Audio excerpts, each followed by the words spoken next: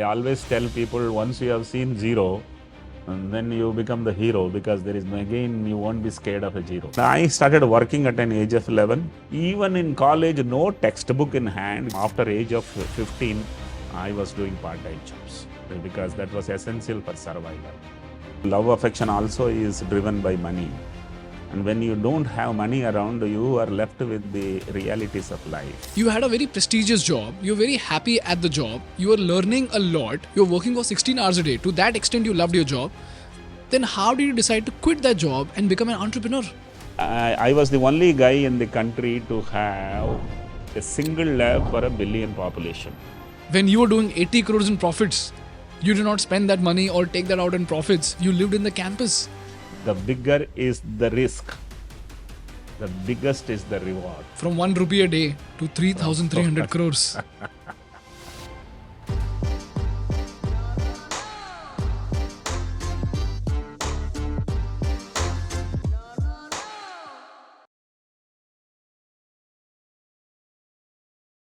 Hi everybody, welcome to the Indian Business Podcast. This is a conversation that I had with Dr. Velumani, who's the founder of Thyrocare. He's one of the most incredible entrepreneurs in this country and perhaps one of the greatest entrepreneurs India has ever seen. And this episode is very, very special because 4 months back we made a case study on Dr. Velumani and Thyrocare. And 4 months later, I had a conversation with the man himself. So from making a case study on Dr. Velumani to talking to Dr. Velumani, we've come a long way. And all of this is because of your kind love and support. So thank you so much for supporting our work, guys. And if you haven't subscribed to this channel already, please hit that subscribe button. This episode, just like Nitin Gadkari ji's episode, is divided into 3 themes. The first theme is based on the struggles of Dr. Velumani during his early times, and we spoke about his outlook of poverty. And the reason why this theme is very special is because, guys, as much as it is hard to believe, people who come out of poverty often tend to have a very positive outlook of poverty. And this is a pattern that I've noticed with all people who have come out of poverty and then have become millionaires and billionaires. The second theme is based on Thyrocare and what are the lessons that entrepreneurs of today's world need to learn from the growth of Thyrocare on how to build a legendary company. And the third theme is about his relationship with his wife. I know that he's spoken a lot about his wife in multiple podcasts, but in this podcast, he spoke about how you can choose the right spouse for yourself, how to choose the right partner. And the reason why this theme is very important for us is because in today's world, relationships are extremely shallow and fake and not real and deep-rooted. And this is what makes it extremely important for you to have the right kind of people both in your friend circle and in your house so that you can focus on the right things and you get a clearer direction in your life. So 3 things to note from this. Number 1, outlook of poverty. Number 2, business lessons. And number 3, lessons to pick the right partner both in business as well as in your life. I hope you enjoy this episode. This is Dr. Velumani in the Indian Business Podcast, episode 3. Good morning, sir. Hi, good morning. Welcome to the Indian Business Podcast. God bless you. Sir, you are a social media sensation. You know that, right? I sense that. So in the past, how many months have you been on Instagram? 3 months? I had been on Instagram for 7 years. Okay. That handle I never posted a reel. I was posting some yarn in terms of tweets. So it didn't pick up well. And my daughter felt that I have a good punchline skill. So we reset it. And I think in the last almost 70 days now, I have 7 lakh plus followers, which I never expected. That is what, 10,000 followers a day. A day. I am very inspired by all of your reels, sir. And you know, when I went through all the reels, I found that you attribute your success to 4 entities. Your mother, your wife, poverty, and Village. a strange name which nobody would know, which is Kumaraswamy Kamaraj. K. Kamaraj. Yeah.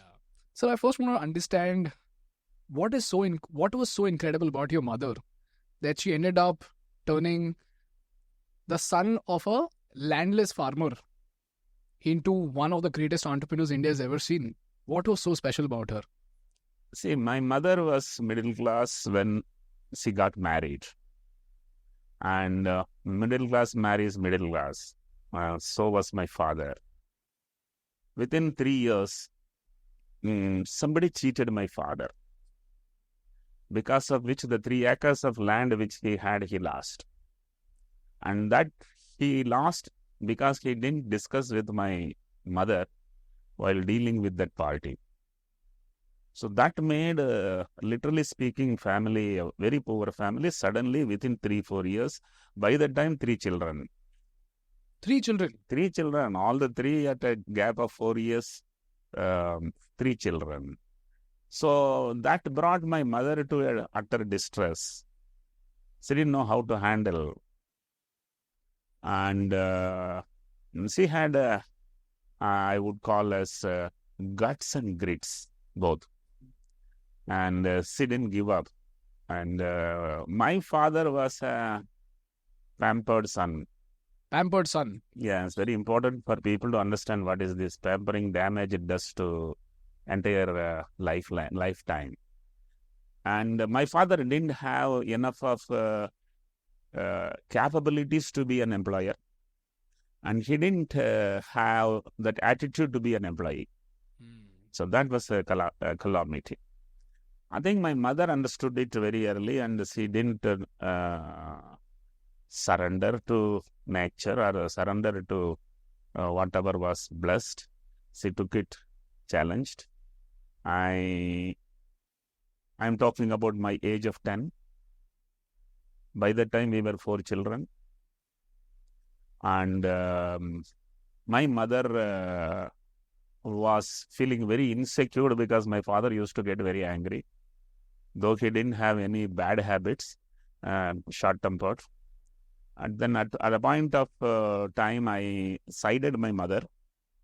And that made my mother safe. And my father then felt that he should follow. I was a head of the family at an age of 11. At the age of 11? Yes. How come, sir? What about your brothers and sisters? How many? See, all were younger. All were younger. I was 11, my another brother was 9 and 8, and then sister was only 3. So this is how the family challenge was challenged by me. And I used to be my best friend for my mother. I think that was very important at that point of time. And she reared 2 buffaloes. And, for village life, 2 good buffaloes giving milk 10 liters a day is sufficient enough to get all the groceries. In fact, I keep telling people, success is not how much money you make. Success is in how little money you can live. I think my mother never borrowed, never leaned on somebody for obligations. And she really majestically journeyed. And I started working at an age of 11 in a cotton field, plucking cotton in the May month to pay the fees in the June month was the highlight for 2-3 years, because that is when you have leave to work, and that is the hot summer. And I remember still how that Paruthi thorns will bleed. So during that time, your father was not earning? My father was somehow got used to supporting 3rd role, 4th role, not the primary role. That's a big problem with him. And for him, again, with this work I was doing in somebody else's field. That means my father has to come and work as a daily wage earning man, which he wasn't ready to do. So me and my mother both were working. 15 days in the month of May we will work. 15 into 2 rupees, because I will get 1, my mother will get 1 rupee. So this 30 rupees was the fees that was required for entire family to pay to the school to continue to the education. I salute my mother only because all my mother's peers who had poverty and children put children into farm, and they never allowed children to go to school. So if Insta one of mine went viral, not shoot in professionally, in some event somebody met me and took a mobile and asked me, sir, are all rich people happy? This was the question. Very, very intelligent question, because perception is all rich are happy. So I told him, I have no knowledge whether all rich are happy or not. But I am very clear, those who are not happy have not become richer. So, So you think that richness is a byproduct of happiness? absolutely, because you need to have a positive frame of mind. You need to love what is right thing to do, and then you become powerful. So I believe, even today, some people ask me, of all your ages in the last 60 years, which one you would love to relive first? It's the childhood. It's the, days when the third meal was not there for all in the family. It is so interesting, sir. I mean, I have a friend of mine. His name is Rajesh Athaide. And he speaks about poverty as passionately as you speak about poverty. And he also has a very similar story where he went on to become a multimillionaire. But he started from there. And I still remember in one of his talks, he said that 20 years back, my roof was leaking. And today he's providing roofs to multiple people because now he's into real estate. How is it that you have such a positive mindset towards poverty even after you got out of it? While you were poor, it is okay, because some people are delusional. They say that, we are happy, but the rich are not happy. But when you actually become rich, you get a realist perspective. So as a realist, how do you say that poverty is great? See, poverty at an age of less than 10 exposes to you every challenges in life, because everything comes only in money. Including love, affection also is driven by money. And when you don't have money around, you are left with the realities of life. At that point of time, you solve the problems not with theoretical knowledge. It's all practical. So, poverty, a village life, puts you to maximum challenges at a very early age. For example, sir? See, you may not have chappal to wear, so barefoot. Other children come to school with some kind of ever silver lunch dabba. You have an aluminium one. All of them come with well prepared mother love food. You go with what you call it, maize upma, not even the wheat upma, because wheat was those days 1 rupee per kilo, maize was only 10 paisa per kilo. So everything you are shrunken resources. I keep telling one punchline. You have started your life with no resources. Living in low resources is luxury. Which means you learn to live in frugality. Yes. So in that way, villages and poverty both put together puts a man to the toughest challenge. And if somebody has enjoyed it, they didn't see, the negative attitude is, मेरा पास ये नहीं था, मेरा पिताजी कंगाल था, मेरा गांव छोटा था, मेरा कुछ एक्सपोजर नहीं था, ये रोने के लिए बहुत कुछ मिल जाता है. मुझे कुछ नेगेटिव दिखाई नहीं दिया. I don't know how this positive thinking was there with me. If at all somebody has to be answered, what made you very big? It's probably the positive thinking when situations were not at all conducive to think positive. And eldest in the family, so जिम्मेदारी पूरा आपका ही है.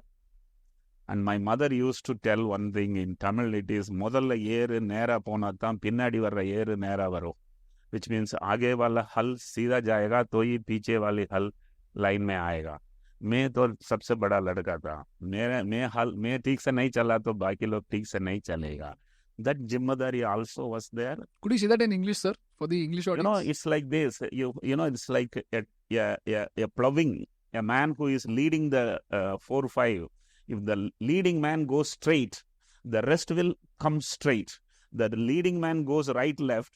Everyone will go right, left. It is to tell, सीधा जाओ, ताकि बाकी लोग सीधा आएंगे.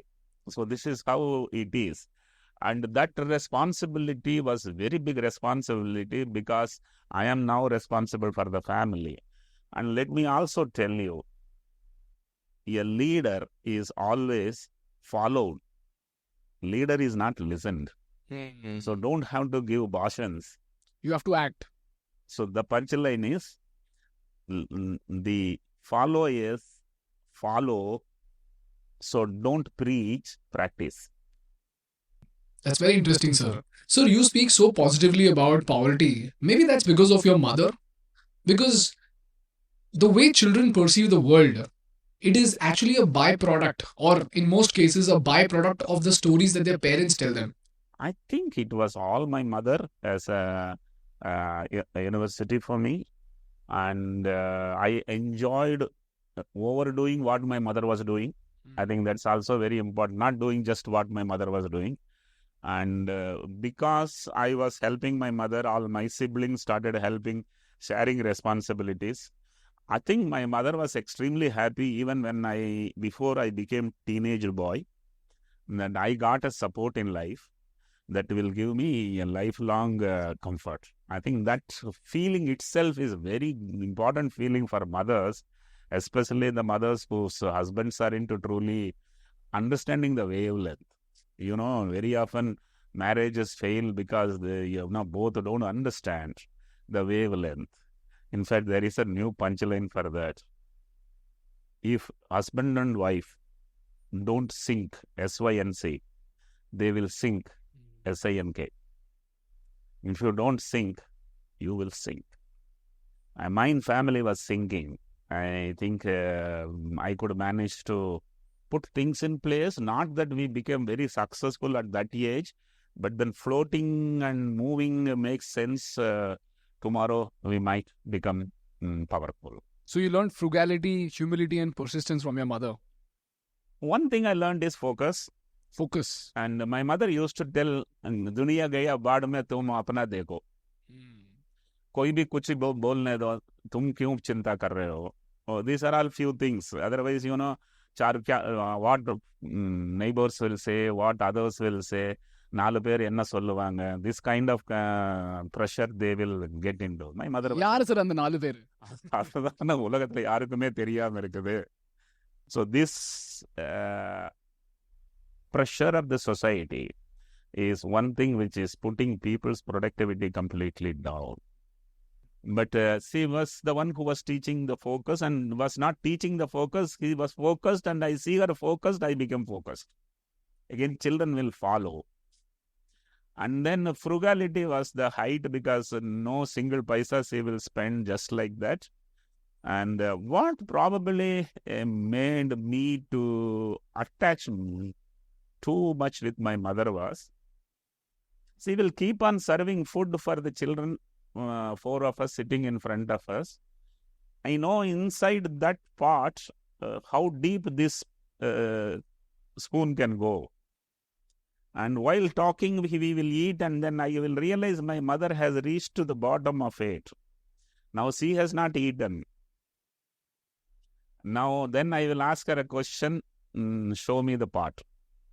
And in the pot, hardly anything will be there. Then I will force something from my plate to be back to the pot. There we used to fight. So this is very emotional. See, houses where food is excess is always kept in the refrigerator will not have this emotional connect. True. Whenever I always feel not having enough food, if you had in your family, your relationships are more emotional. And if you have too much to eat, and that part is missing. True. Food is very vital, especially when you are starved. And, eating full stomach is the dream which happens once in a month. Once in a month? Yes, the remaining days. See, for example, if I can eat easily 10 idlis at the age of 12, but the amount given was 4th idli and 5th idli is a luxury. And once in a while, only when we are invited for some marriages, you have the stomach full lunch to breakfast. Unlimited. Unlimited. Go for second round. Sir, you spoke to me about the importance of food. And during this time, I remember And here's why I want to bring in Kumaraswamy Kamaraj. Most people don't know him. So for the listeners, Kumaraswamy Kamaraj is one of the most revolutionary chief ministers in the history of Tamil Nadu. Back then it was called Madras. And he brought in a scheme called the Midday Meal Scheme. How important was the Midday Meal Scheme in your life? See, there are two things which Kamaraj brought in. Both have only made me what I am. Those days, villages did not have schools because villages did not have enough of strength in the school to put a infrastructure of school, recruit school teachers. And in those days, number of school teachers availability also was less. Though the chief minister wanted to scale up education, it was not possible. But he had a very brilliant idea. He brought one teacher school. One teacher school? Yes. All the subjects, all 5 classes, one teacher will manage. Now, this is unique. So, single classroom, single teacher, and 5 classes. So, this is what those days, 1960s, the schools there in every village. He was fortunate that village had that school. Otherwise, schooling was, you can't go every day for 3-4 kilometers and there was no buses available, walking 3-4 kilometers daily. People won't justify that school is worth it. So that's one is he brought schools. Then subsequently, even after bringing the school was not full. There were only 15 students where it can manage 40-50. Then he felt if I put school in meals in the school, these children will come to the school to eat the meal and they will have at least half a day education. Which is why midday meal. Midday meal. And I still remember, I don't think today's kids can imagine that. I have never worn a shirt. It was only a trouser. I think that is minimum essential, that is there. And there was no school books. There was no school bag. There was only one slate. That's it. That's all. So, one slate in one hand, and to eat the midday meal, you have to bring the plate from the school, from a house to the school to eat. They only give you the food, they won't give you the plate. My God. So, एक हाथ में plate था, एक हाथ में slate था. दोनों aluminium थे. That's the picture I can imagine even today. Me and then my brothers and all of us had that education. And I believe without that meal, I might have not gone to school. And without that school, the school was not at all possible. So if I today stand in a stage and tell that how did I become so successful, I don't like anybody else show that great university. I show my school, I show my village, and I tell this is where my entire beginning started. So that is why I keep on the stage appreciating Mr. Kamaraj.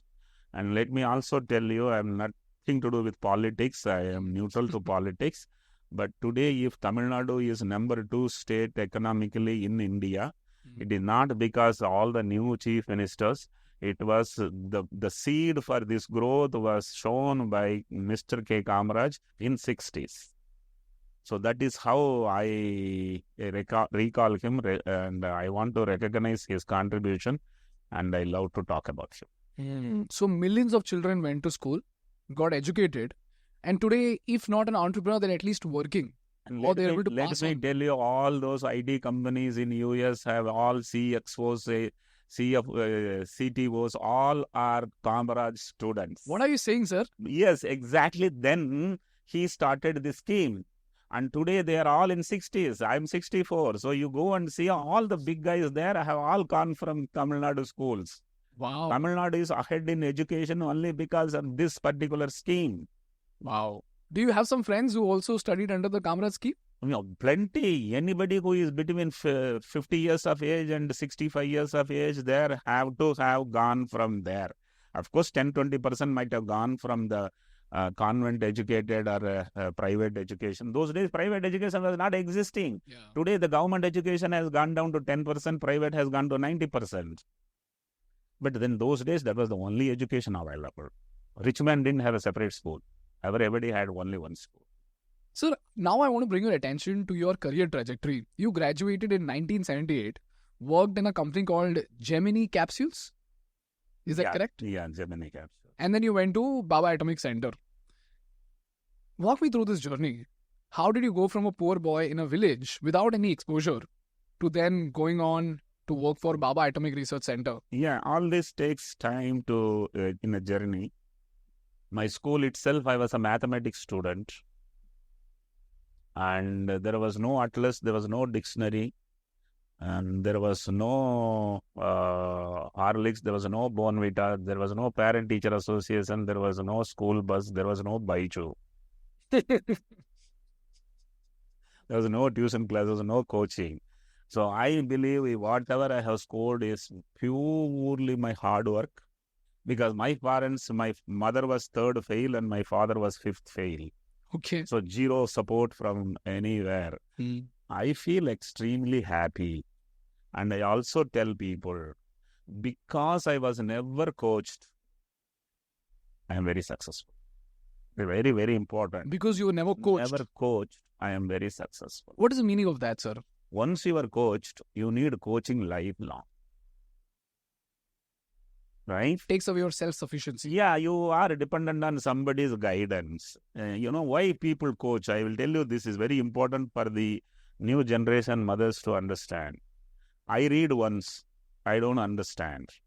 I read second time, I don't understand. I read fifth time, I have understood. Now, if I am lazy enough not to read fifth time, now I need a coach for my first time reading. And this, once you have become used to that coach teaching you, you will never be able to think and understand and learn by yourself. In 12th standard, without a textbook, I studied. And still I scored mathematics 200 out of 200. Wow. So that means what? It only says, coach actually spoils your thinking power. You are leaning on him. You are holding and walking. Now, when you will be ever independent? So you think the real coaching is teaching people how to think and not what to think? Exactly. I'll tell you, current coaching, what is going wrong? They improve your megabytes. They don't improve your megahertz. Understand what is the difference? Yeah. Megabytes is memory. They don't improve processing. Megahertz is speed of thinking. So I believe I was extremely lucky to have no coach around. Even in college, no textbook in hand. Go to library, sit and read. So I believe the poverty forced discipline. This is very, very important word. Already forced discipline. Once you have money, you are indisciplined. Once you have money, you see Sole picture those days. Wow, everybody went and saw 4 times, 5 times. Meccanas gold. But then I never had any money to do that. So, poverty forced discipline. Many people ask me, that means, don't you think you have missed fun in life? No one had that fun I had. Many people believe seeing movies only is fun, going for tours, picnics is only fun. I had fun when I could solve a problem without anybody's help. I could prove LHS equal to RHS. That means I am very powerful. Sit alone and feel happy that you can solve any problem. So that's how my BSc first class went through. I was 19 years old, and poverty forced discipline made me to look for a college which is cheapest in the city, and that college was Ramakrishna Mission Vidyalaya, where bhajans you have to sing, otherwise you will not get admission there. On bhajans and the discipline of Ramakrishna Mission Vidyalaya again is poverty forced discipline. So I must tell you, all these things put together creates a product at an age of 19 with a first class in BSc, who will now go, he will not have a problem because he's well-processed graduate. Well-processed graduate. In So, today's world, that's a they're very, very rare thing to important. find. Not fully enjoyed graduates. Not that graduate who has too much of expectation. But then it was a very tough time. As soon as my degree was over, my mother was eagerly waiting. And my mother was believing that once the last exam is over, somebody will give job. And she didn't know that it will take a couple of months to get a job. Of course, meanwhile, I was doing some part-time jobs. I was at all the point of time after age of 15, I was doing part-time jobs because that was essential for survival. And then everybody rejected me as a candidate for job because of two reasons. My English was poor because I studied in Tamil medium. And then second one was everybody expected somebody with experience. No one was willing to give job for a fresher. So these two things made me frustrated. And then finally I got a job in a capsule manufacturing company. And it was 150 rupees per month. Okay. 1978. And then I was happy with the job, happy with the salary. See, one thing if you notice, I was never unhappy at any point. So you went from 1 rupee a day to 5 rupees a day, which is 550 per day. That made me feel happy. 400% increase in salary. Increase in salary, but that was from the age of 11 to the age of 19. That's a 8 years. And then next year, the 150 became only 175. Was a bit worried because I wanted to get married if it reaches 1,000. 1,000? Yes, because those days 1,000 rupees is said to be a good salary. But then fortunately that company was closed down. Okay. Otherwise I might have remained unmarried even today. And that company was closed down. And I was, again I was a library loving man. Poverty discipline forced me to get into library for a frugal learning. Which is very interesting, sir. Reading has played such an important role in so many people's lives. And then, in that Central District Library of Coimbatore, I nowadays go to see where I was sitting and reading. So a lot of nostalgia. Times of India used to come to Coimbatore on the third day. Okay. And every Wednesday, Times of India will have situations vacant, the huge list. So every Sunday, I will go to the library and look for Wednesday newspaper and I'll spend 2-3 hours. I will buy some 15 postcards, only postcards I could afford to buy. I will see where people want first class BSc and I will write a postcard. I know sitting somewhere at home, no one I know, no MLA I know, no rich man I know, no one is going to get me job. I myself have to find a way. My parents don't know anyone. So writing postcards weekly, 15 of them. And one such postcard was sent to Baba Atomic Research Center, Mumbai. And the job was scientific assistant. And I got an interview letter, which I couldn't believe. It was the breakthrough. So this happened in 1982. So basically you did cold email during that time? Oh, absolutely. And kind of spending 15 inland, not inland, postcard. Itself was a very costly affair those days. And I landed in Mumbai. And that's how the transition of a boy from a village to the biggest metro of Mumbai. I borrowed 500 rupees from one gentleman. Who was that? That gentleman had a beautiful daughter and he felt once I get the job, I might be his son-in-law. And I knew I am creating an encumbrance. Okay. But I returned that money within 6 months so that part is not there. But then he was kind enough to support. On those days, getting 500 rupees is equivalent to almost getting around 50,000 in support. Especially when your ambition was 1,000 rupees. Yes. And then landed in Mumbai. and things then different. So you returned that 500 rupees so that he doesn't return his daughter. No, he doesn't continue that as a reason to put a discussion. Because I came to Mumbai. If had I been in the village, probably that girl I would have married. But once I come to Mumbai, it's a totally different environment. Is that because you didn't want any liability in Mumbai? Not like that. I wanted to keep me open, not committed. What happens if you remain committed, even if morally, you feel guilty of changing your options. So I wanted to be free. Free young man. Yeah, young free man with knowing no Hindi. First Hindi word I learned was Sida Jao. Because I will show an address to someone in a pan dukan and ask him, where is it? Sida Jao, Sida Jao. So, how did you survive without Hindi, sir? That way, Tamil Nadu is made up of two countries. Sorry. India is made up of two countries. One is Tamil Nadu, another is the rest of India.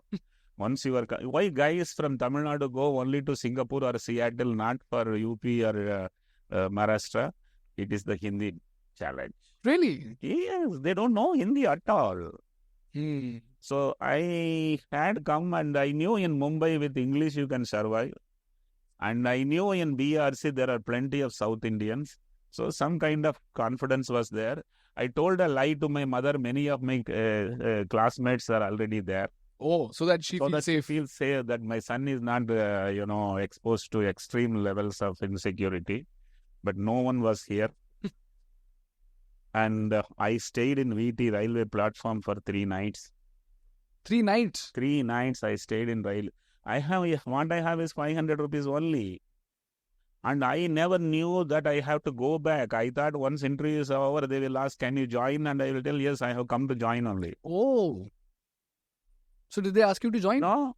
Once interview was over, I asked them when will the appointment letter will come. They told it takes 2-3 months. 2-3 months? Yeah, because they interview in batches and then they shortlist and then they decide which man will, which department, which section he will go. It takes time. So you went back again? I had to go back. Mother was happy? Yeah, my mother was happy and I had given her a feeling that I might come after 6 months or 1 year.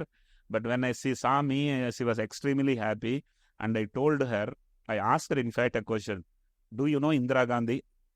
How do I know Indira Gandhi? Only if you know Indira Gandhi, this job is possible. So, was that because of the corruption? No. Then? I have to make my mother happy. Okay. Otherwise, she will think the son didn't get the job. Oh. Merit, he failed. Oh, so you wanted to make her feel like you did not fail because of merit. You failed because you didn't have enough connections. So then she told, the Kadikati posed up, which means, doesn't matter, I'm happy, you are back. And I was thinking they may not send me because in all government jobs, there is some kind of eyewash happening after deciding who will join. And then I got a offer letter, job offer. And I was extremely happy. I gave it to my mother. She didn't understand anything. She put it before the Bhagavan and she prayed, Bhagavan, you have opened a new door for the families, 20 years of poverty to be wiped out. And then she allowed me to go. And I was extremely happy. I told everybody in the village, look, I got a job in Baba Atomic Research Center. And boarded the train, came to Mumbai. The fine print was subjected to medical fitness. Okay. Now there is a medical exam going on. In the medical exam, I was detected to have color blindness. Color blindness? So are you colorblind? Yeah, I am colorblind.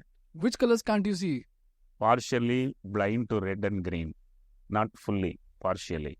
Some shades of green, some shades of red, I don't know. So you see them as grey? I don't see them. They used to keep some plates. They will ask me to read the plate. I will tell there is no number. Are you sure? That means they have identified that I am having color blindness. And it was written PBRG. That means it is medically questionable. Now that lady who was sitting there explained to me, you can't join. She didn't know how to tell. She should have told me this has to get approval. She told you can't join. And I went to the toilet, sat and cried like anything.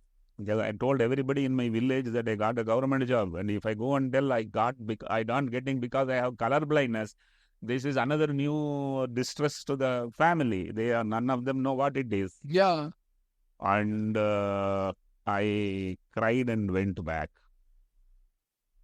And after going back, I told my mother that Indira Gandhi knowing is mandatory, without which this guy, I have to use some way of convincing her.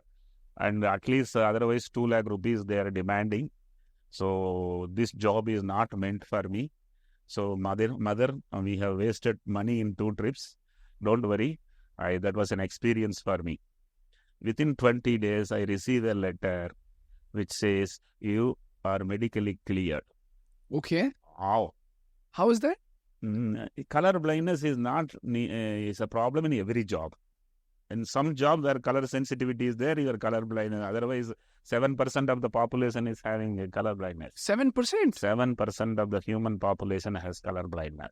Wow, I didn't know that. I think that was not known to me either.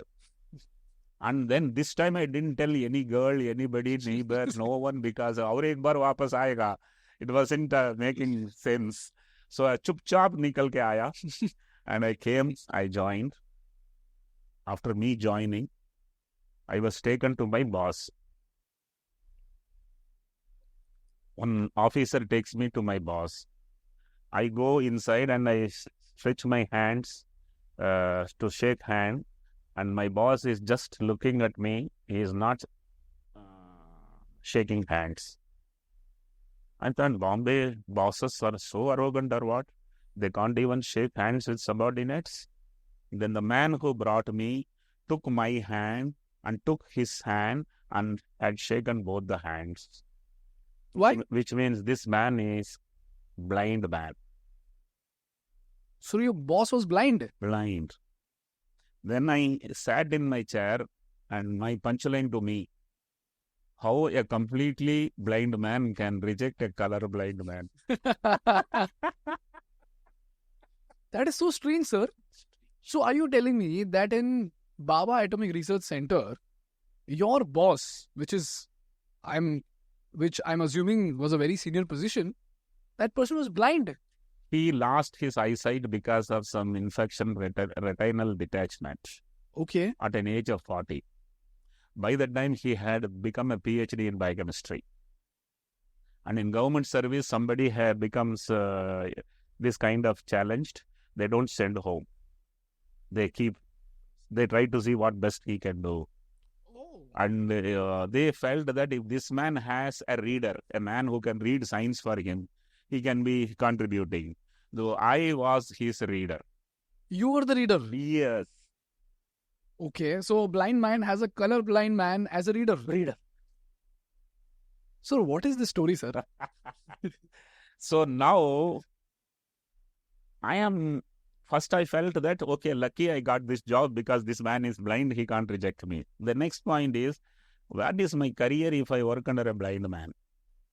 Now, had I been a middle class man, I might have refused to work and gone home. If I go back now, that is the, poverty post situations. I agreed I will work. And trust me, for this, for tea, for breakfast, for everything, he used my shoulder. And after coming back from tea, I will sit in front of him and I will read science for him and he will listen science from me. A BSc man literally teaching science to a PhD man. And never in my life I expected this kind of scale will happen. Nobody would expect, sir. So a couple of years ago, he was very nice to me. His name is Dr. Kavas Desai, a Parsi gentleman. And he one day asked me, Velumani, you want to do MSc? No, I never dreamed in my life after BSc there is one more education possible. And he said, I will arrange for it if you want. I know people in Bombay University. And Bombay University and Baba Atomic Research Center had a relationship where that is possible. So he went out of the way and made sure I became an MSc in thyroid biochemistry. While receiving salary, while working as an employee, I get a bonus of a degree. So that is what I was wondering, because you worked at a nuclear research center. Yes. And you did your MSc in thyroid biochemistry. Both these domains have no connection at all. There is a connection. So this is the story behind it. The story is thyroid treatment is done by nuclear medicine. So thyroid and nuclear had a relationship because iodine, isotope of iodine was common. In nuclear gives isotope and thyroid is getting cured because of the iodine isotope. So this was the strange connection. And then he made me to do PhD also. And I was extremely lucky to come to, I always keep telling people until 20 years of age, Bhagavan was against me. Afterwards, Bhagavan was for me. Otherwise, how these things can be explained? That is so interesting, sir. So then I earned 2 more degrees. You got your PhD also, right? Yeah. PhD in thyroid biochemistry. Wow. And then 2 promotions I got. A lot of increments I got. Was one of the happiest employees. Though it was a government job where no overtime provided, no one will motivate you to work for longer hours. I worked from 7 a.m. to 11 p.m. 7 a.m. to 11 p.m. That is what? 16 hours? A day. Wow. Again, this was poverty forced discipline. But what motivated you to work for 16 hours a day at a government job? Like you mentioned, no incentives, no motivation. What do you do if you love the job? Oh, so you loved the job. Otherwise, you can't. You start watching the watch 1 hour before your office hour and you will go home. So I used to enjoy number 1. Number 2, I in Mumbai was living in a Maharashtrian house as a paying guest. Okay. And the paying guest landladies would request you to leave home early and reach home late. Okay. Because it's a room inside a house. If you live in that room minimum, they love you. So I used to feel I am making my landlady happy. I am learning and I am growing. And I used to go early morning and up to work up to, literally speaking, when I reach to the bed, it will be 11. 8 o'clock I will leave office, but I will reach by train, everything, finally 11 o'clock I will sleep. Now here very important is, when you get money into your pocket, they can be classified into 3. One is stipend. Another is salary. The third one is pension. Stipend means very little work, too much of learning. Salary means too good working and no learning. Pension means no working, no learning. For 14 years in BARC, I treated the money which I received as stipend. Not as salary. Not as salary. Why so? Because you are learning a lot. Okay. When you are learning, it becomes stipend. Money comes as salary only. Yeah. You understand what I'm talking? How will you treat that? So this is so interesting. You came out of poverty.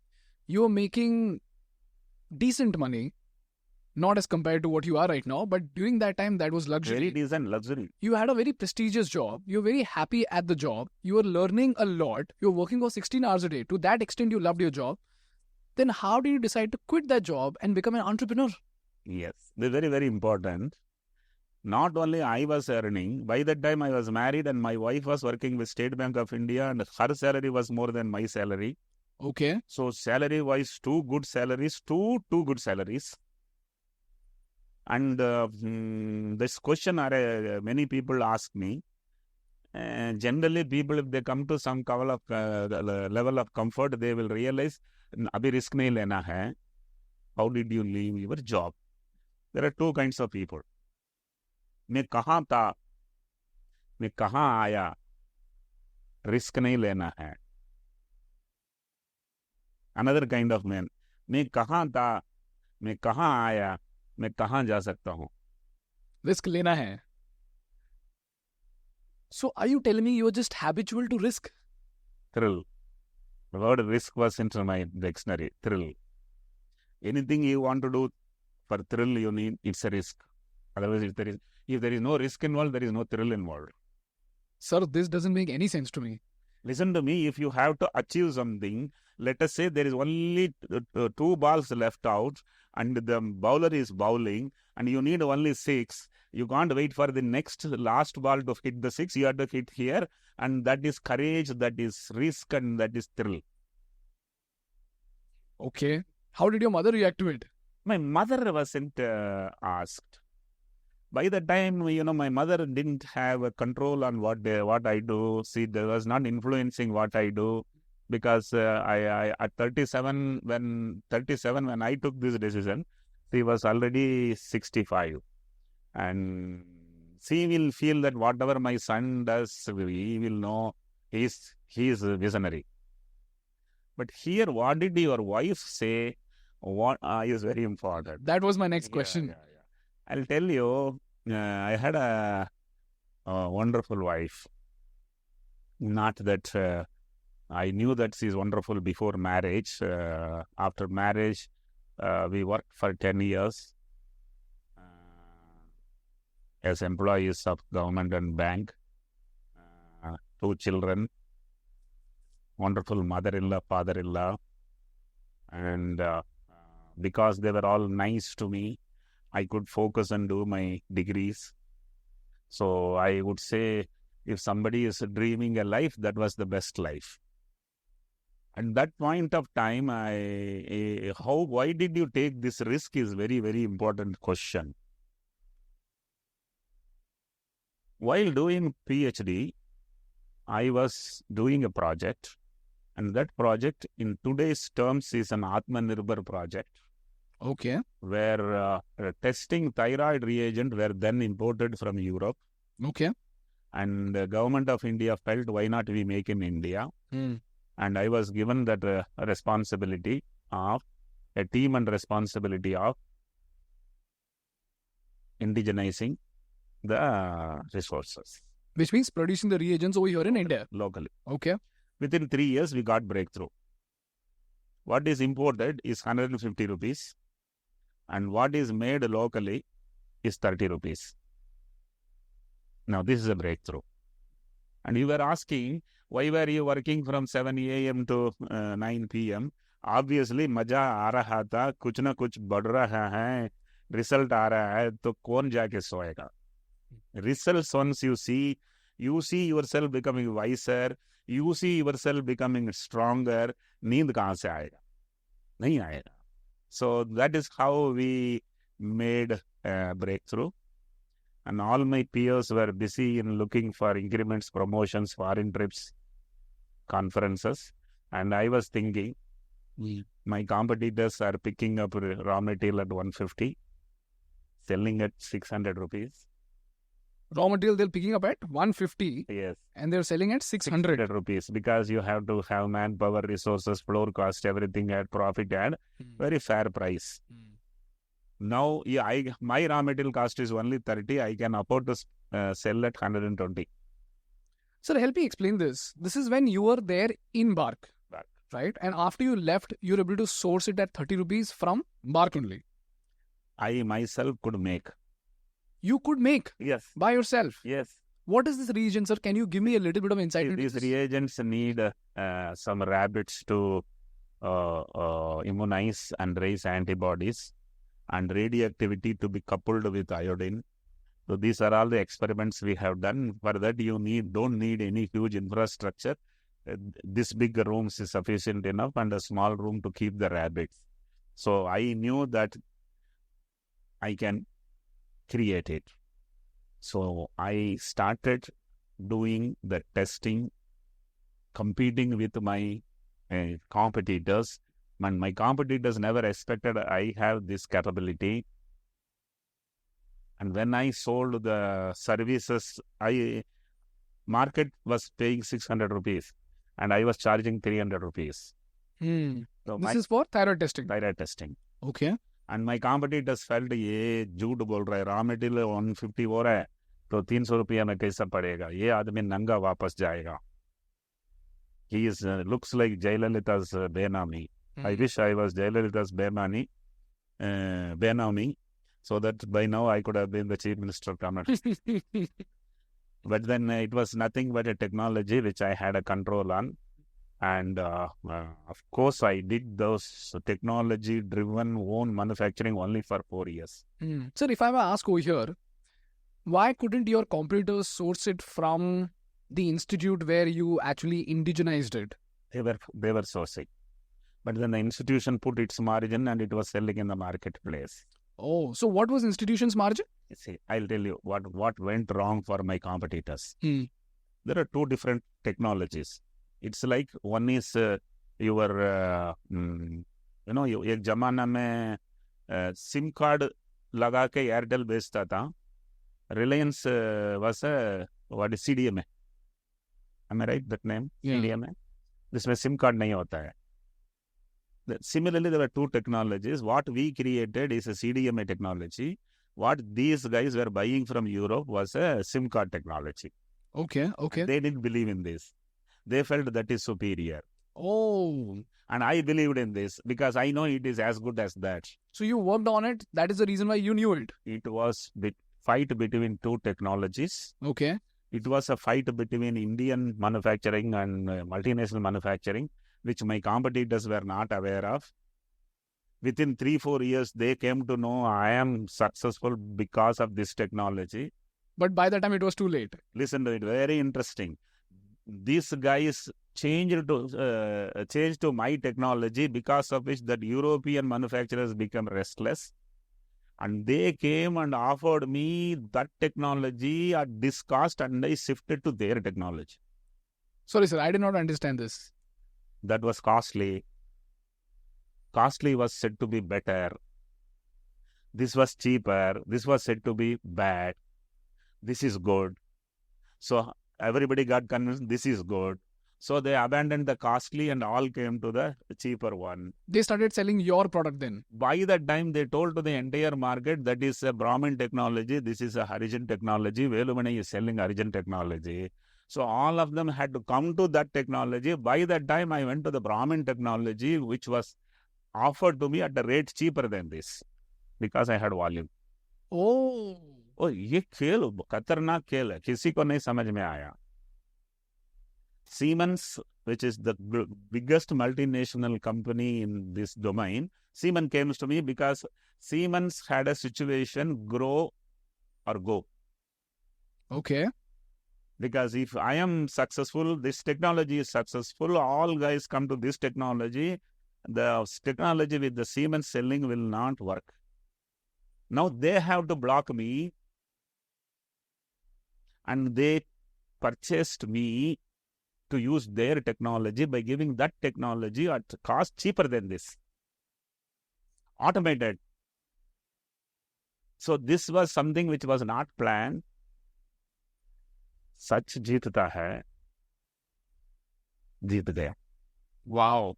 So this is something which I can't explain to everyone in a small quantum of time. But the truth is, I believed in my technology and I worked on it. Why did I migrate from there? This is another reason.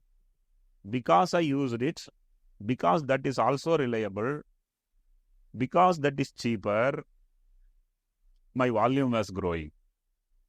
Now I have got 4,000 specimens each day, single largest player. Now this is manual, that is automated. Oh. Now if I have to grow from 4,000 to 20,000, manual is a block for me.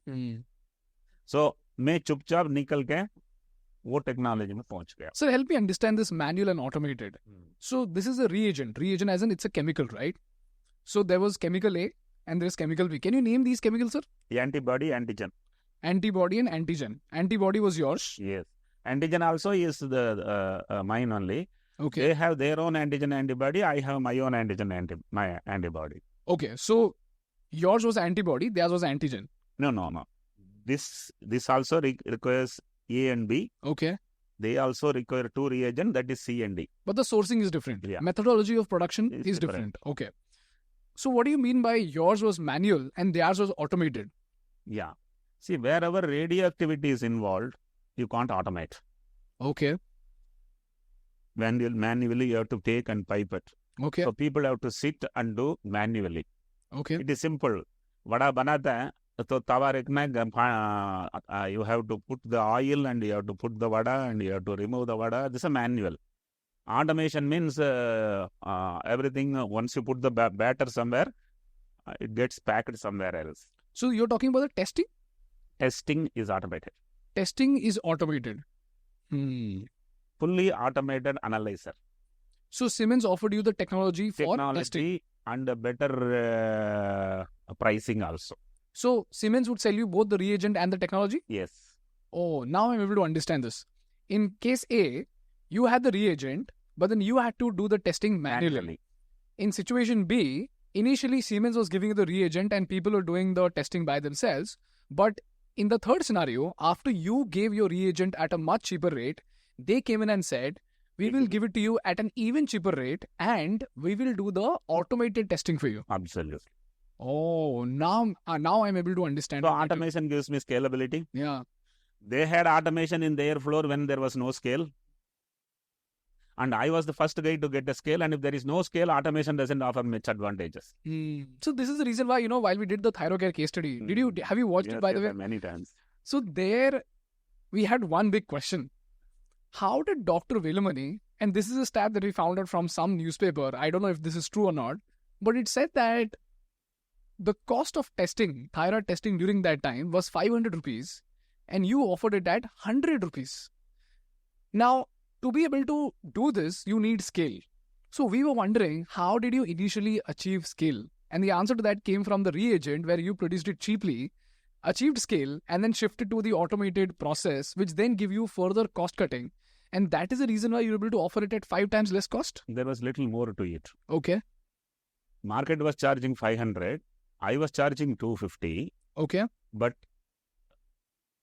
in the 250 what a patient is paying, my middleman was retaining 150 and he was only giving 100 to me. So the middleman was making more money than you? Per specimen. But he won't get more than 10 a day. Because there are 1,000 middlemen, I get 10,000 a day. So this middleman introduction was another success. My competitor did not introduce middlemen. So they did not follow the franchise model? They did not follow. They did not understand the franchisee model will work. Okay. So during that time in India, franchise model was not so popular. Existing. So how did you have the idea of the franchise model? This is known as situation forced process. Okay. Madarasi cannot speak in Odia. Madarasi cannot speak in Bengal, cannot speak in Gujarat. You have to have a local man speaking local language, which means you have to have a man who is communicating.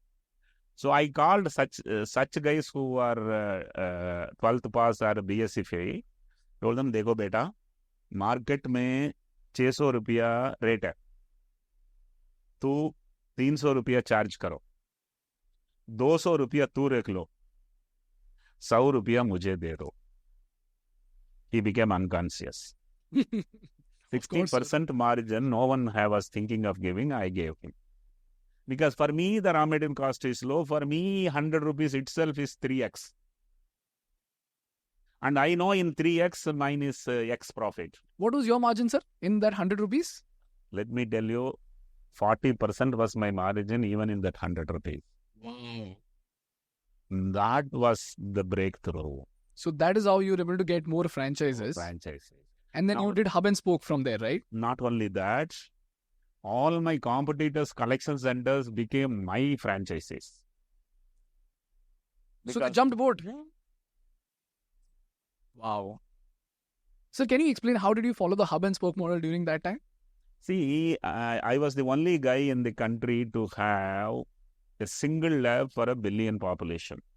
Single lab for a billion population. Okay. Till 2012, Navi Mumbai only had a single laboratory. Nowhere else there was any laboratory. Across the country? Nowhere else. Okay. To be very honest with you, I was a logistics king, which means from across the country, from 60 airports, every night, same night, before midnight, I used to collect my consignment in Mumbai. From across the country? Across the country. So that was the strength, because of which floor became volume-wise enriched. That made my automation justified. Which was Siemens technology. Siemens technology. T2 airport is will not be successful had it received only 25 flights a day. It should receive roughly around 2,000 flights a day. Volumes is the key. How did you... So, hub and spoke, did you know the terminology hub and spoke or did you just go with it? No. The hub and spoke was subsequently into the picture when my private equity partners by that time had come inside and they gave me an idea. Why don't you put in all major airports one laboratory? Now, I had some problem because of volume. Okay. Because volume also gives problem. If I get down at T2 airport, from the time flight has landed till the time I sit in a taxi, it is literally 50 minutes. If I go to Coimbatore, it's literally 5 minutes. Which means here it is taking 50 minutes because of the size and logistics. In the laboratory business also, anything more than 10,000 specimen a day, that floor is becoming less speed come hota hai. Can you explain this, sir? I do not understand this. Why you take time? Because from the runway, the flight has to travel so much to come, and then sometimes it is parked in another corner, then the vehicle has to come, and then you have to come down, board on it, come here, wait for the luggage, and it all comes. And in T2 airport, the car is parked in some floor, you have to go there and you have to board it. It is 50 minutes. Okay. In Coimbatore, once you get down, the runway is only 40 meters from the boarding place. When you come outside, the taxi stand is only 25 meters. You are in the taxi. Which means when the size becomes big, there is operational challenges. Inefficiency starts sitting in. So then we decided everywhere we keep a 10,000. 10,000 what? Size of sample. Number of samples that night, process 10,000. So Okay. Coimbatore 10,000, Chennai 10,000, Kolkata 10,000, everywhere 10,000 capacity banaya. So these are all labs? These are all labs. Okay, so instead of having one lab at the center, we now have 25 labs across the country. This is regional labs, right? These are regional labs. Oh, so once you achieved enormous volumes, you realize that airports and the logistics is too hectic. So instead of sending them to one central location, we can have a center for multiple locations in every state. In other words, after 20,000 samples in a floor, there is no additional volume advantage. Oh, so for that also, for scale also, there is a maxima. So you established regional centers. That's how it became a hub and spoke. Oh, interesting. So earlier it was a micro hub and spoke where multiple franchises just gave you the sample and you tested the sample. Then after a certain point, what you realized is that from every point, if I have more than 20 samples, it's going to be a pain. So you established regional centers in each place, because of which the samples did not have to travel all the way to Navi Mumbai and they could get tested over there. Not only that, by keeping one lab in Mumbai, I was servicing Chennai overnight. I was not servicing Tamil Nadu overnight. Oh. By keeping one lab in Chennai, I am servicing entire Tamil Nadu overnight. So speed also increases. Very interesting, sir. Sir, I have one question, and this is about your choice of domain. And I did a very detailed study in that. The first choice that you made was between pathology and radiology. So firstly, for our audience, can you explain pathology and radiology in simple words, and then we'll proceed ahead. See, healthcare business is hospital and pharma industry. Put together is healthcare. I didn't touch pharma. In healthcare, hospital services and diagnostic services are two segments. I didn't touch hospital services. I only took diagnostic services. In diagnostic services, one is radiology, another is pathology. I didn't touch radiology, I touched only pathology. In entire pathology, there are three segments. Biochemistry, microbiology, and surgical pathology. So hematology and immunology? All of them comes into biochemistry. Okay. All comes into biochemistry. I'm just putting as a major heading. I didn't tell microbiology. I didn't touch histopathology. I only focused on biochemistry, which is hematology also, serology also. All this put together is all done in serum. So one simple question. Can you explain in simple words what is the difference between pathology and radiology? What is radiology? What is pathology? Pathology is a test which is done using a specimen collected from your body. Okay. In other words, you are dealing with the specimen which is collected from the patient. Okay. Radiology is nothing is collected. You are directly dealing with the body, which means you are scanning the body, the patient has to come. You are reading some points in the body in terms of ECG, patient has to come. So this is known as radiology, where samples are not collected, directly patients are dealt with. Which is like MRI scan. X-ray, ECG, MRI, PET-CT, all these technologies are radiology. And pathology is basically blood sample testing and stuff like that. So why did you choose pathology? Is that because you knew more about pathology, or is it because of scale? Again, I will tell you, the poverty forced discipline. Okay.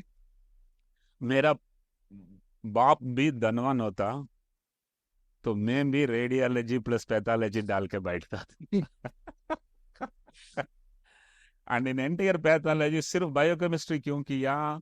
मैं भी MD doctor होता तो मैं बोलता था मैं कुछ भी करूंगा, मैं सिर्फ पीएचडी था. बायोकेमिस्ट्री पीएचडी वाले को जमता है. So I started doing only biochemistry out of constraint. And in biochemistry, you need 15 different machines to do the test. If you want, you have to do entire biochemistry. I had only very little money, so I started as Thyrocare. Only thyroid testing. Only thyroid testing. This was courage. So people ask me, 100 kilogram body, you are focused on just one gland, 15 gram. रोटी मिलेगा क्या? I just told them, gentlemen, देश में 125 crore thyroid है, वो पूरा मेरा ही है. Very powerful way of looking at it. Which is specialized service. Specialized. Once you do thyroid will all come to you only. Which gives rise to one punchline. One more punchline rather. In medical field, people are wondering whether should I do a single specialty or multi-speciality. If you do multi-speciality, it is a short-term security. Okay. And if you do a single specialty, it is a long-term prosperity. Thyrocare करके नाम देखा, आज brand का value 50% of the total market cap. Understand? Yeah. So Thyrocare से चालू किया. Thyroid is women related. By that time I had more money. I had to do some pregnancy related. I bought one more machine. And then I had to do the newborn testing. I had buy one more machine. Like that I added entire biochemistry over a period of 10 years. To begin with, I was only a thyroid man. And when did you start diabetes, sir?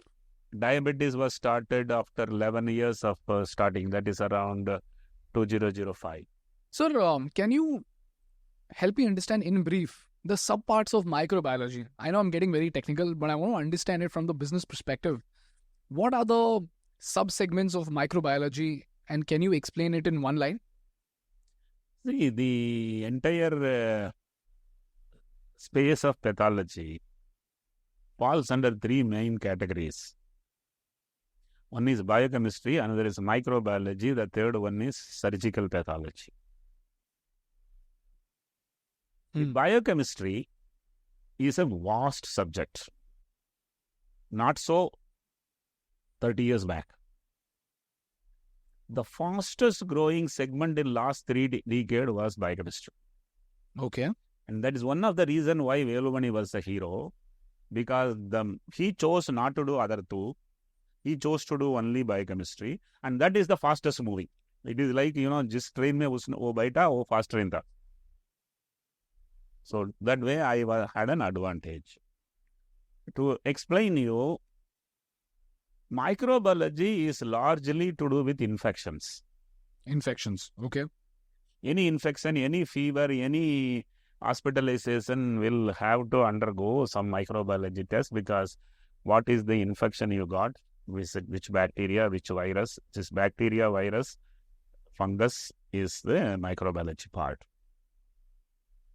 Histopathology, which is the other segment, is taking the tissue, putting under microscope and reading what is the abnormality. It is not infection they are reading. Cancer largely. Okay. Cancer largely is your histopathology.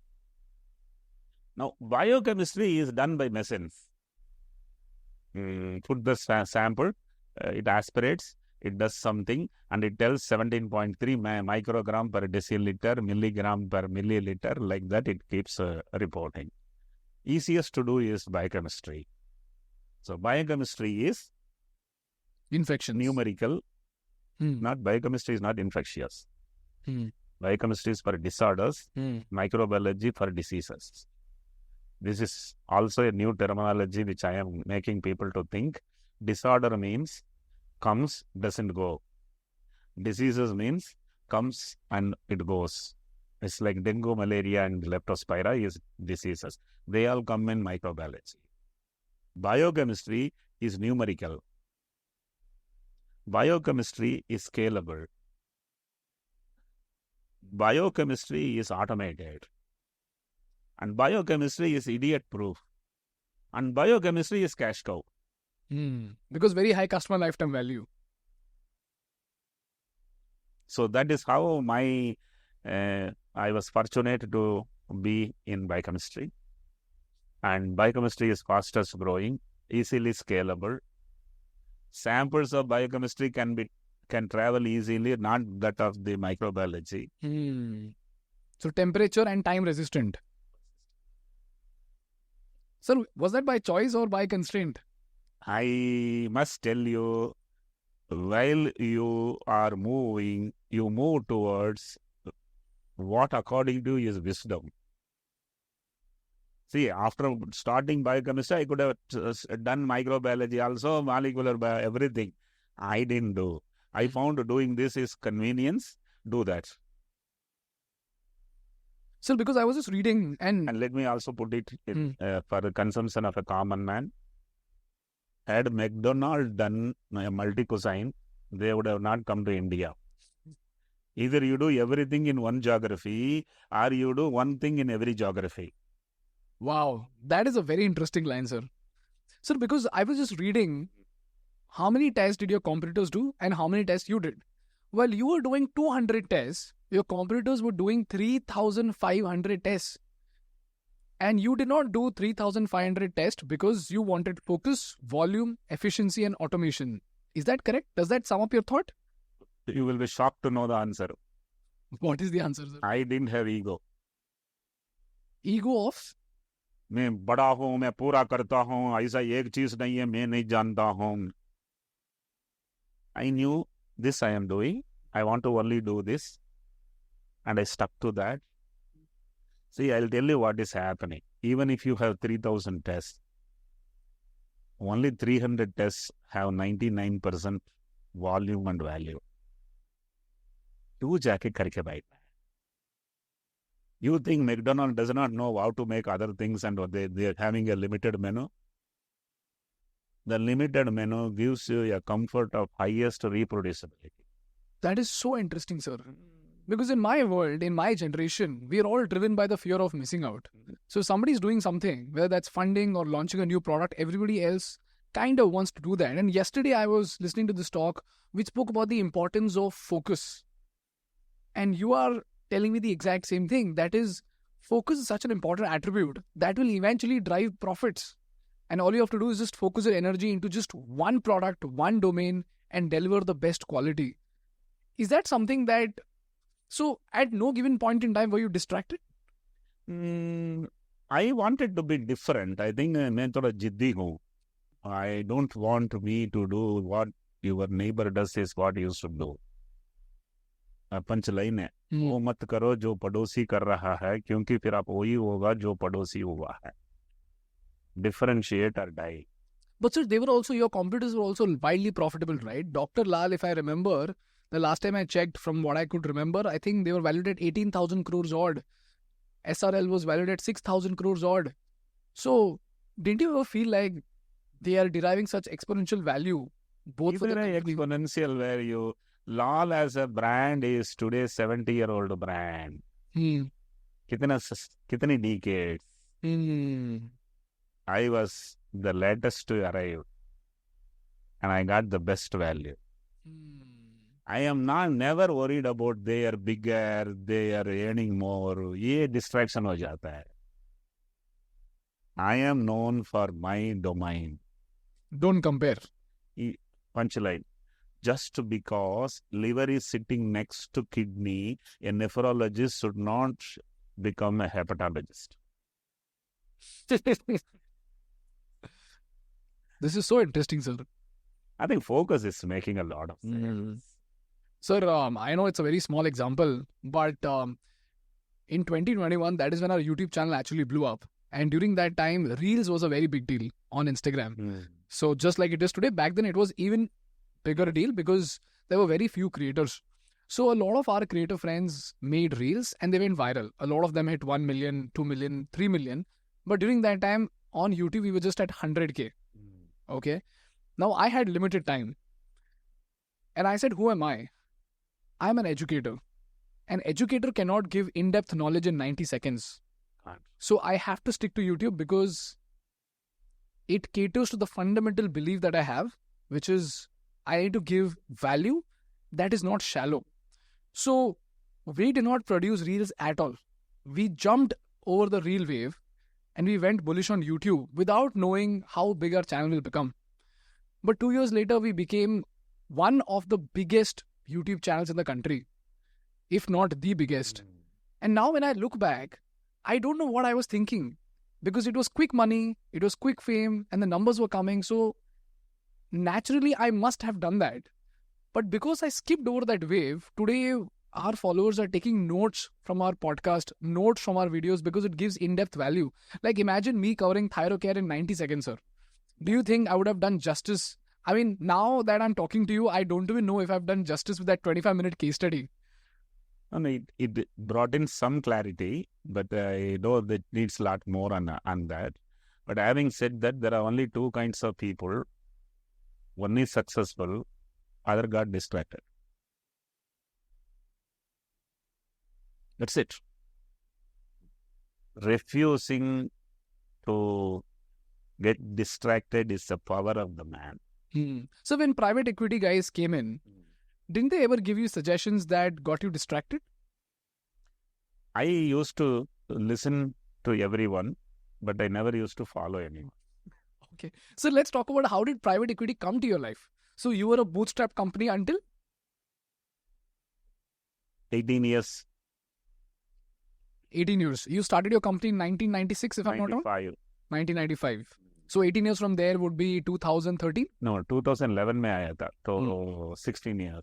Okay, 2011. What was this meeting like, sir? A bootstrapped company. highly profitable. And I still remember from your talk in Surat, where you said that your company grew by 25% for 25 years. Is that correct? Year over year, CAGR 25% for 25 years. 25 years. So a person who's growing at a CAGR of 25% gets a person who has never seen that scale, never seen that profit. He's just a representative of a larger company. How did that meeting go and what did they say? No, in that way, there was somebody who was a middleman, who was my my brother's friend. Otherwise, they would have not got an entry to come and discuss. He told, sir, just talk to them. They are very keen to talk to you. So they had come, and then I understood they are looking for purchasing a stock in a diagnostic company, and they were keen to buy from me. I never knew what is the valuation, because only when you want to raise money, you start discussing with people and come to some discovery. Mera kuch tha hi nahi hai. And then I am a man who would, I am a man who want to prove I am fast. Okay. This is ego in me, and that's kind of thrill in me. So I told them, my company I am willing to dilute at a 400 crore valuation. Just like that. Just no calculation. no calculation. Okay. During that time, your profits were? I'll tell you what was my calculation. I felt the company may be worth 200 crore. And if I tell 400 crore, these guys will run away. Because that is how, when you don't want to sell some asset, you tell the double value, he will go away. So my mind said, let me tell 400. And if they don't find it okay, let them go. The minute I told 400, what's the logic? You are on my table. That is the logic.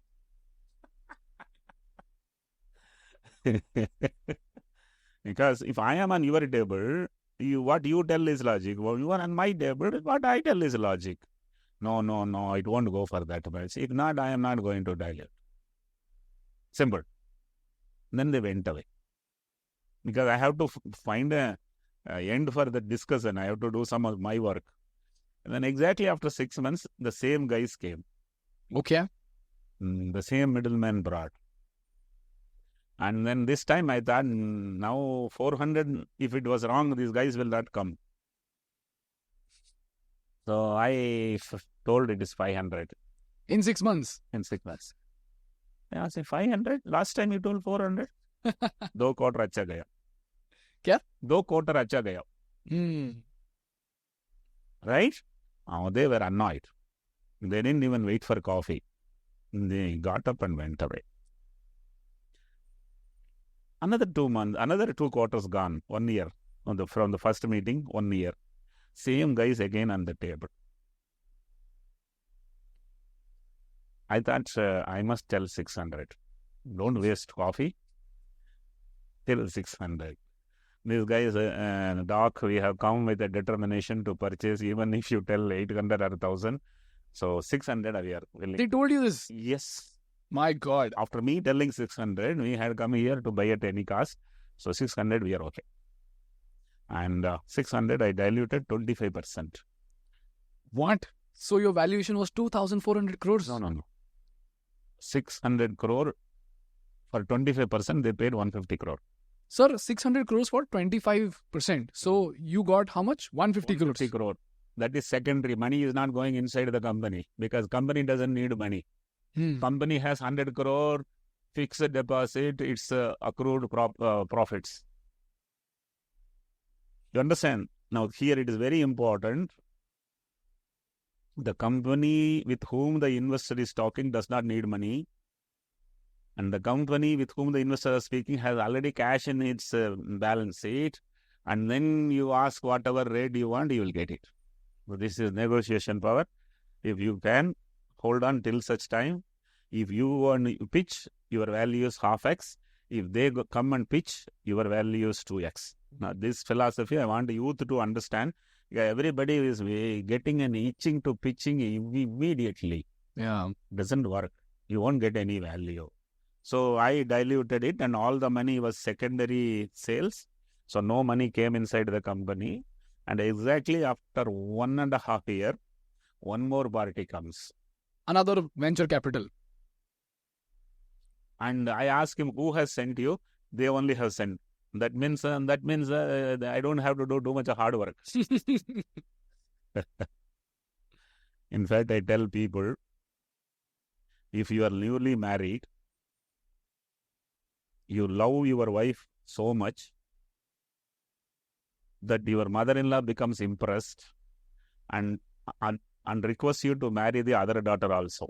So you keep your investor so happy, he sends you one more investor also. So how do you keep your investors happy? See, investors are happy when there is growth. Investors are happy when there is transparency. Investors are happy when they can come and sit with you and have a coffee or a beer where all their worries are attended. And I don't think anything other than the growth motivates any investor. And mine was growing, so they were very happy. So during this time, if I may ask, what were your profits? 600 crores जब आपने dilute करा? Yeah, 600 crore when I had diluted, my top line was 210 crores. And profit was? And the profit was always 40%. 40%, which is close to 80 odd crores. And you got a valuation of 600 crores during that time. And then you also mentioned something about fixed deposit. So you didn't take money out of the company. And the company had cash balance. Plus fixed deposit of 100 crores. That is not fixed. That is the cash balance itself was the fixed deposit. Was 100 crores. Wow. Okay, now let's come. One thing I want the entrepreneurs to keep in mind. I was a guy who has never taken salary out of the company. Even after getting listed. Okay. Can you explain this, sir? With numbers, example numbers. Because I did not take salary. That's all. Full stop. There is no number in it. No salary. Zero. No salary. Zero salary. Okay. Why so, sir? What will I do if I take salary? You'll spend the money. For what? But that's because you got a secondary exit. I got a secondary exit. That 150 rupees in various forms are invested and that is giving me returns. मैं यहाँ पैसा लेकर क्या करूँ? But before the secondaries, you were taking salary. I have never taken salary from the company from the day it was incorporated. Then how did you survive, sir? I was living inside the campus and inside the premises, so there was no separate house. What are you saying, sir? Yes. When you were doing 80 crores in profits, you did not spend that money or take that out in profits. You lived in the campus. Sir, why? Why not? Because you could live a rich life? I didn't like to live a rich life. I think that's where the frugality comes in. So this is so interesting, sir. 80 crores in profits and you live a frugal life. It is fascinating, sir. And when I was having 80 crore profit, I was having an Innova car and that was the costliest car. And that too in the company's name. So that you can save taxes again. Amazing. So this is something which, me or my wife today, I'll tell you it's very, very important. My first 24 years of survival was because of the frugality of my mother. And my business success is because of the frugality of my wife. Today, my life is very safe, secured only because the frugality of my children. Very, very important. So when the second guy came in, how much money did they offer? Or I should ask, how much money did you quote? I was thinking, very, very interesting. If I had done 600 a deal 18 months back, right? Now I should not raise 100, I should raise 200. So 800 I was thinking. These are all, I am taking 3 minutes to explain you, but the mathematics went through in 3 seconds. A very powerful mathematician. And then if I say 800 by any chance, if they cut the check, it is done. I don't want that to happen. तो मन चाहता था 1000 बोलो, मुंह से निकला 1200. 1200 crore. Crore. That means 600 becomes 1200 in 18 months.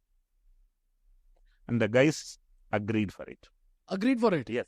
Then So you must only- have thought. Only one meeting and they agreed for it. Then you must have thought you must have said 1500 crores. There is no end to it, but I got what I dreamt and I diluted. There was no Diluted going again? 25%. 10%. 10%. So 25 plus 10, 35% is outside. And you got 150 crores plus 120 crores. 270 crores. Yes. That is insane, sir. So that's how the private equity guys were inside. And 5 years went through for the first guy. He wanted to go out. And he couldn't buy a party who was willing to purchase his stock at his dream price. So he came to me. He asked me, can we do an IPO in a boardroom? I agreed. We can do a IPO. Without blinking an eye, I agreed for an IPO. How come, sir? I'm a thrill monger. So because IPO brings in a lot of regulation, right? Exactly. So my family was very concerned. So they took me aside and told, look, let them sell for another guy. You don't know. I told them, no, I want to do because I want thrill. In fact, I'll tell you how this dialogue with my family member has gone through. Look, I left Coimbatore only for thrill. Otherwise, I would have lived in Coimbatore. I married a Bombay girl only for a thrill. I left a government job only for a thrill. I took private equity guys inside also only for a thrill, not because the company needed money. Now I want to do an IPO only for thrill. So IPO was in May 2016. And first day itself, it got subscribed 3 times. Second day, it got subscribed 15 times. Then I thought third day, it might even go to 40 times. But third day, when the clock struck 4 in the evening, it was 74 times subscribed. 74 times. My God. First time after 10 years of lull because of Anil Ambani's Reliance Power failure. Stock market was dull, and it was this Madrasi who brought light, brightness to the stock market. 74 times subscription. And what valuation did you list at? I went for an IPO at a valuation of 2,400. And when it got listed with 60% upside, 3,300 crore, $500 million. 3,300 crores. Yes. $500 million market cap, it got listed. From 1 rupee a day to 3,300 crores. How did your wife react to it, sir? First, how did she react when you got 150 crores? You asked such a question, how did she react to 3,300? And the unfortunate part is, I lost her. I lost my wife 50 days before IPO. 50 days before IPO? 50 days before IPO. February 12th, I lost her. And in the month of May, IPO was there. And 50 days before her death, we came to know that she had grade 4 pancreatic cancer. So in that way, when I sold 25%, we celebrated that we could reach to such a stage. And when I did another dilution at 1,200, it was kind of, cloud 9. And then when the IPO, when it reached 3,300, she was not there to ring the bell. And in fact, that became one, that in fact was the primary reason why I exited the company. Because I somehow felt that, you were having an Everest expedition with your best of the companion in life. And just, you see the peak there. And only 50 meters left out, and she leaves your hand. So that's a very big dakka kind of. I think we didn't talk about how did I get married. Yeah, so that's what was my next question. But we will come to that once I finish this. So it is something like this. I didn't want to marry my wife. I was trying to delay, refuse, and then finally agree to marry. I left the job with the hope that she is working with bank, but she got annoyed that I decided to leave the job without discussing with her. Okay. So she also left the job, and both of us together traveled in this journey for 24 years to reach there. So she also joined Thyrocare. Yes, he was a backbone of my entire journey. Sir, you speak so highly about your wife. And someday I also aspire to speak about my wife that way. And companionship in today's world is something that is a rare sight. Today, everybody just wants to marry for selfish reasons. Relationships are extremely shallow. Back then, I would like to think that during the good old days, relationships were deep and real. But today they are shallow and unreal in the wrong way. So, you mentioned that your wife has always been the backbone of your company and your life. And she left her job at the SBI to join your company while you were thinking that you can live off her salary. How did this happen, sir? What was she thinking? See, the marriage itself went through some path which is unusual. I'm from a village, and a village which was even today is not in Taluka map. My wife was Bombay born, brought up girl. So marrying a city girl by a village born boy is not that simple decision. As soon as I landed in Mumbai in 1982, my father-in-law was working in BARC. So he sighted a tall, dark, handsome boy. And then he felt for his daughter, who is equally tall, dark, and beautiful, should be a good match. And he was walking to me. But I refused, because for me, marrying a Bombay girl wasn't logical. Why, sir? Because you are from a village and it won't match with she may not respect my parents, and my parents as such were very scared that son will be hijacked. By a Bombay girl. By a Bombay girl. And you were hijacked. So now if I can't go and tell my mother it was not a love marriage, my father-in-law only proposed. He's not going to buy the arguments. And then I refused in 82, I refused in 83, I refused in 84. And in 85, my father-in-law again comes and proposes. You refused your father-in-law for 3 years. 3 years. Why, sir? That's what I'm saying, that guts nahi tha, courage nahi tha to marry a Bombay girl, because if things go wrong, it's a disaster. Then what did he see in you that he pursued you for 3 years? I'm a government officer and I'm making sense, a stable job, secure job. Plus tall, dark and handsome. Tall, dark and handsome. And then one day I felt must see the girl. But by 4 years period, I derived some kind of confidence. Acha rahega to shaadi kar le. So I decided to go and have a look at the girl and went to her house. And the house was not properly illuminated. And according to standards of expectations of my mother, she was falling short. Otherwise, I can convince my mother.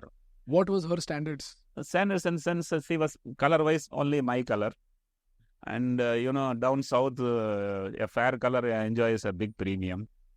And then I thought, no, I will not move ahead. Okay. But I didn't tell it. So I came home. And then for 2-3 months, I didn't give any answer. He should have understood. If boy doesn't come back, he's not interested. But again, he kept on walking. I was living in a Maharashtrian house as a paying guest. I told my landlady, uncle, aayega to bol do, I am not in. She managed 5 times.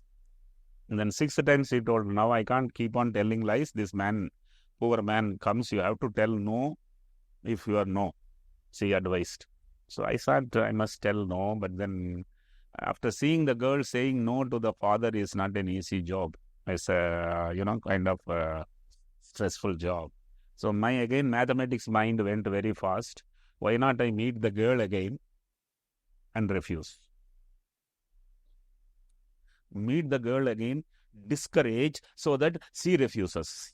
Oh, good plan. Good plan. So I went to meet her. She was working in State Bank of India, Madam Kama Road, Nariman Point, International Division, 14th floor. On a Saturday, half a day, she had a office. So I was there in her office, and we had 1 hour time. In 1 hour, I talked 55 minutes. I only talked. 55 minutes. What did you talk? Right? And 5 minutes absolute silence was there. I decided I must marry her. She didn't talk at all. And the office was well illuminated. I felt that she is not that bad like hard she looked the other day. And I thought, let me,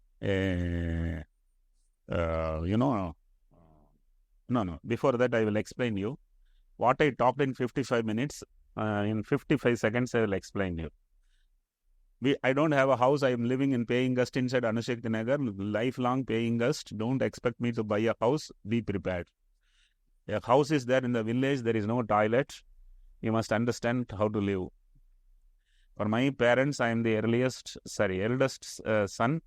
Every responsibility of parents is yours. For my siblings, I am the eldest. Their marriage is your responsibility. For our marriage, I don't have money. And you spending money for our marriage, your father should not know. So these are the conditions. I told her. I waited for her response, stunned face, no reaction. And I told her, if you still want to marry me, you can send the father to home. And if you don't want to marry me, you tell him something is wrong with this boy. No problem. I think I left and reached home, and my father-in-law came that night to my home. That means she had already made up her mind to marry. So this is how the marriage went through. I reduced all her expectations. And nowadays I put in Instagram a reel telling that unwanted expectations only are the major reasons for divorces. By the way, I want you to understand 3 months after engagement, before marriage, I asked her, what did you like in me? In spite of me telling so much, you still wanted to marry me. What she said was, I didn't want to be a short daughter-in-law in a tall house. I wanted to be a tall daughter-in-law in a short house. I think that was very powerful of her to think in that direction. And she also said, I know you are a storyteller. Because which boy will tell, I don't have this, I don't have that in front of a girl whom is likely to marry? You were only trying to discourage me. So we understood everything. So we got married, and that's how marriage was delayed. Otherwise, I would have married 3 years back, same girl. And then she supported me to do MSc, PhD. She supported me in every way. She took care of children in spite of a working lady. Her salary was always more than me for 10 years when she was working. I could never surpass her salary. And then good mother-in-law, father-in-law, good 2 children, everything was in place. And that was the time when I took a decision to leave the job because I had a breakthrough in my thyroid research. And one fine day, I am sitting in office on a Friday. I am opening and seeing my drawer, my closing balance in SBI passbook, where me and my wife are joint account holders, was 2 lakh rupees. 2 lakh rupees in 1995 is approximately 2 crore rupees as of today in money value. Really? Of course, 2 zeros only it is added now. Wow. And that is because you lived frugally. I lived frugal. Now, what my wife did, both salaries coming to the same account, and she never touched my money. She only used half of her money, and she saved the remaining money. And I have 2 lakh rupees in a closing balance, where my family monthly expenditure was only 5,000. Which means 40 months my family is safe, tick number 1. And I want to give an advice to all entrepreneurs, aspiring entrepreneurs. If you want, you can take risk of your life. You have no right to risk your family. That is so important, sir. 40 months family safe means I am not taking their risk. I am only taking my risk. Tick number 1. Tick number 2, I was the only guy in the entire room who did not have a EMI. I didn't buy a 3-bedroom hall kitchen, which others have already bought. So 0 EMI. Tick number 2. Tick number 3, my wife is working with State Bank of India. और क्या चाहिए? तो मैंने शुक्रवार शाम को decision ले लिया, रेसिग्नेशन डाल दिया, बीवी से कुछ डिस्कस ही नहीं किया, घर गया, खाना खाते वक्त I didn't tell anything. Night 2 o'clock my wife is asking, क्या आज आप सोया नहीं है? I told her I have resigned. She knows night 2 o'clock, if I tell I have resigned, that's truth. And until that time, she was horizontal. Then she got up and put the light on and looked at me. And she told me after 10 seconds of silence, कल से अगर आप duty पे नहीं जाएगा, तो मैं भी नहीं जाऊंगी. Is that out of rebellion or support? Threat. Annoyed that I didn't discuss with her such a big decision of mine. So until that time I was horizontal. Then I also became vertical, and I told her a punchline, चलो साथ जिएंगे साथ मरेंगे, मैं भी नहीं जाऊंगा तू भी नहीं जाएगी. Both of us gave up job on the same day. My son was 5 years, my daughter was 3 years, I was 37 years, she was a bank officer, I was a government officer, and life comes to 0. And that's what I tell. Some of my talk will have a title, Romance with Risk. The bigger is the risk, the biggest is the reward. And thrillmonger, and I did it. So this is very, very important. And 3 months again after she taking decision and we were working on Thyrocare, I asked her, क्या चर्बी थी? What was nonsense? You also took a decision like that. She said a punchline. You know you will win. I also know you will win.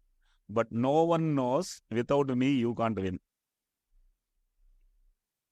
That kind of support. That kind of blind belief and faith that the husband can never go wrong. There comes that punchline. If your spouse trusts you, your energy is 10x. And if the spouse doubts you, the energy is 0.1x. So I had enormous support. My wife was the one who was behind me, backbone. I used to work in the night. She used to work in the day. And we lived in the laboratory. If you have to understand what is the role or what was the kind of work, she was never given a designation. She was never given a remuneration. She did all what I said she should do, she did. All what I forgot to say, she did. And all what she could do, which I could not even imagine, she did. That's a very powerful role, very powerful contribution. Which says that you should always choose a spouse with whom you can brainstorm and grow together. So that made that journey very unique. And the day I came to know that she has a pancreatic cancer, that was the biggest blow in my life. And then IPO, she wasn't there while ringing the bell. I used to tell her, until 60 we will work. Afterwards we will hand over the company to children, and we will go to 100 major cities in the world, and in each city we will stay for a month. This was our dream, because we never went out. We were completely obsessed. Both of us never took vacations. We enjoyed.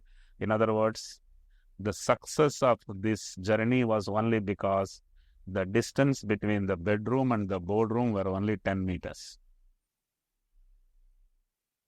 So one question off topic. Given the choice to go 10 years back, when you had a lot of money, with this 150 crore secondary and everything, would you have done the 100-country trip back then? No, had I known that there is a small pancreatic cancer getting ready, I would have done it. But then I never expected. We thought we will live for 70, 75, and all these pressures, all this streamlining, if we do, children will comfortably sit and run the business. But if you ask me, one thing which I repent, I didn't do preventive care tests for my wife. I should have done. It was just an ultrasound which detected in the mouth of the pancreas there is a tumor, which had I done some 4-5 years earlier, it would have been diagnosed. So that is something दुनिया का पूरा wellness test किया, परिवार का नहीं किया. That's one big disappointment. So my last question is, if somebody has to choose a spouse, how should they do it? Because you've done it in the best possible way. I don't think I have used my brain to pick up the best. I think it is a matter of probability. Each person loving each other unconditionally is 1 in 1,000. Fortunately, I was there. But I think 10% of the couples remain happy because they don't unnecessarily keep comparing with each and other person and sit and cry. Don't compete, collaborate. Yes, collaborate. And sometimes both realize we have limitations and they think that mutual coexistence is the maximum pleasure we can have. We agree to disagree, but we agree to live together. This is something which very often is the success formula. But having said that, earlier there was some kind of economic dependence between the spouse, which forced people to forgive, forget, and live together. Today, yesterday only I was telling this punchline to someone, instant punchline. In this era, first love at first sight and divorce at first fight has become the order. They both are wrong, right? And as long as lovers at first sight are there, divorce at the first fight will be there. So one has to go logically. I think I am a little more popular in Insta because I'm talking about relationship, what goes wrong, how to minimize, how to not to over expect, how to be honest, how to reciprocate. All those things play a role. Every man thinks I will be what I am. The other person should understand. That's not going to work. The male-dominated patriarchal society will be dead after 2050. So my last question. 3 words, if you were to use to define a great entrepreneur, what would those 3 words be? I think focus continues to remain my first word of searching. The man is doing everything, not focused on one thing. Man is doing irrelevant things in a greed, not doing one thing. Focus plays a very huge role. If he knows what not to do, I love him. So focus remains. Second is frugality. If his personal life and if his position as a leader, both are too much of financial mess, I will not be keen to more motivate him to or invest in his company. So somebody's spending 10% of their income, is that good? It's not the percentage. How minimum? Okay. Today, even if I spend 5% of what I make, it is obscene. I understand. So as long as I see how his attire is, how his car is, in fact, if I see his last 6 months savings bank account list, I can tell you this man is wonderful. So focus, frugality. The third one is discipline. The growth is never a problem. Sustaining the growth needs discipline. Success is never a problem. Sustaining the success needs discipline. Very often, all leaders are indisciplined and they want all their followers to be disciplined. That is not going to work. So discipline to you is going to the office at the exact same time, being punctual, working every day. Is that what you're saying? No. Only work, focused on the work only for me, work only for my family, work only for my employees and their success is discipline. Right? And in between going for Mauritius for 10 days, having a break, bath, and come back and you will feel something is leaking somewhere. Najar hati, durgatna gati. Discipline is that. Amazing. Focus, frugality, and discipline. Thank you so much, sir. It's been a pleasure. We've sat over here for 2.5 hours. How did you feel? I also enjoyed as long as I am a man who love to talk, and if questions are asked, I derive a lot of happiness that he is asking this question. I have wonderful way of presenting it. So I have enjoyed in the last 10 years. I have invented my talent of delivering punchlines. I just met Rajinikanth 20 days back. Okay. And he gave me 45 minutes. He knew me and he appreciated my journey. So that way, I am a man who can keep audience engaged for an hour or two without they watching the watch. I do not watch the watch, sir. So that's how it is. Thank you so much, sir. Thank It's you a pleasure very to much. have you. Good.